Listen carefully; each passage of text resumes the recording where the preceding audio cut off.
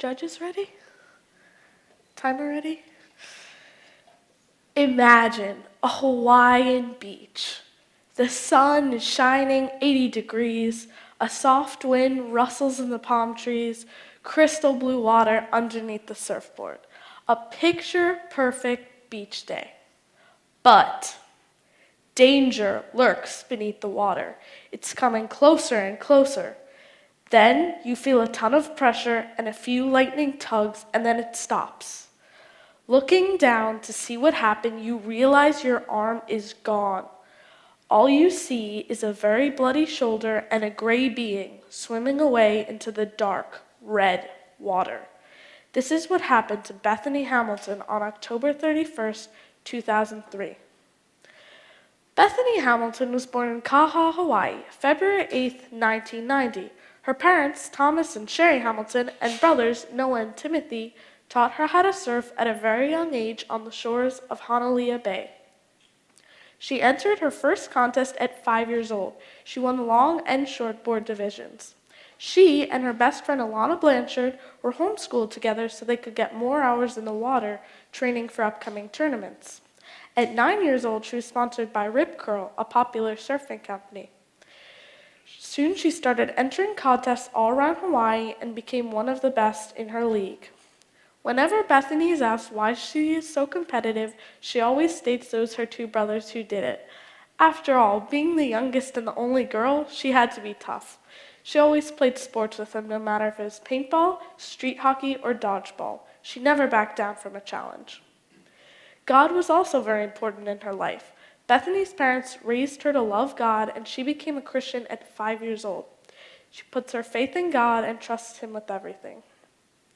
Bethany's life seemed to be going almost perfectly.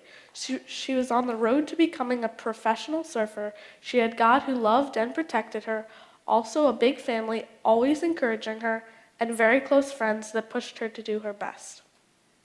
However, on October 31st, Bethany almost lost her life. She remarks it was a day like any other, very beautiful, lots of waves. She and Alana, also Alana's brother and father, had gone surfing many times at Tunnels Beach. On this particular day, they had surfed for at least an hour when all of a sudden, trouble started. Alana and Bethany were sitting on their surfboards a good distance away from the guys when a 14-foot tiger shark jumped up and pulled Bethany beneath the water and bit her arm off. It happened so fast that Bethany didn't have time to react. In seconds, she was floating on the surface again. A big chunk out of her surfboard was gone too. Alana's screams had alerted the others who were paddling rapidly towards her. Bethany, in severe shock, paddled towards shore, the others urging her on. Alana's brother swam ahead of everyone else to call an ambulance and Bethany's mother.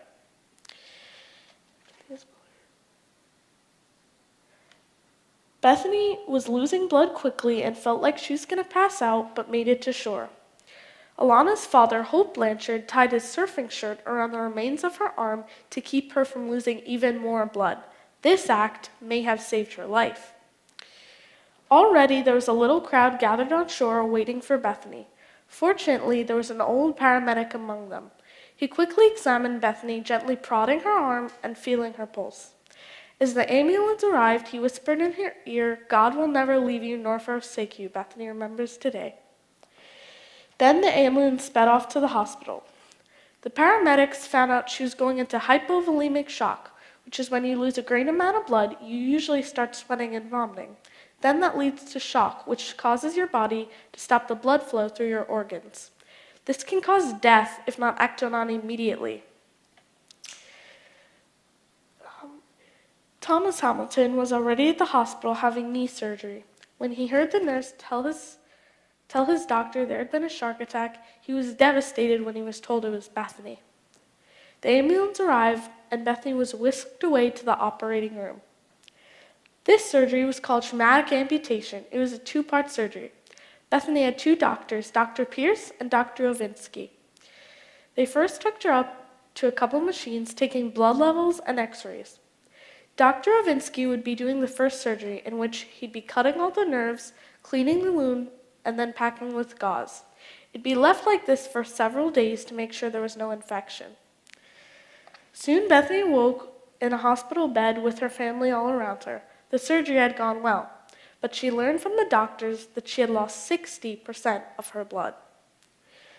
For the next 6 days in the Wilcox Hospital, Bethany had many visitors, many from her church checking to see if she was okay and encouraging her not to give up on surfing and that God had caused this for a very good reason.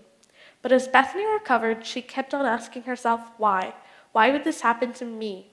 What is God's plan for me now? The second surgery performed by Dr. Pierce was to take a piece of skin from her armpit and close up the wound with the skin. Thankfully, all went well and she was released from the hospital in a few days. Sadly, she could not go home because of tons of reporters camping on the lawn of her house waiting to ask questions. So Bethany and her family decided to go to a distant relative's house on the mainland until everything calmed down. Can you imagine all this going on when you're only 13 years old? Bethany was discouraged at home when she learned she couldn't tie her shoes, put on a bathing suit, make a ponytail, cut fruit without using her feet to hold it still, and many other things. But she told herself that God had a plan for her. He hadn't just caused this for no reason. She just didn't see it yet, but she wouldn't give up. Bethany soon found herself very busy. By the second week of November, she had been interviewed by Life magazine, Sports Illustrated, The Today Show, Good Morning America, Inside Edition, and CNN Live. Although Bethany was sometimes annoyed because she had to tell her story so many times, she found it a great way to share her faith in God and encourage people around her not to lose hope when something terrible happens. Pretty soon, Bethany was traveling all around the world to receive awards, meet people, and do photo shoots for Rip Curl and other surfing companies. Bethany planned to get back in the water Thanksgiving Day, but she had gone down to the beach the day before to watch some of her friends surf. She right there decided to give it a try. She called her family, and they came to watch her. Bethany promised her mother she would only try little waves today. The first 2 waves were harder than Bethany thought. She couldn't seem to push herself up on her board to stand up. She was a little bit discouraged, but she didn't give up. Here came the 3rd wave. Bethany pushed as hard as she could and found herself riding the wave. Bethany proclaimed she has never been so happy in her life to ride a wave before. Even though it was small, there were tears of joy and relief in her eyes as she rode it all the way to shore, her family and friends cheering her on.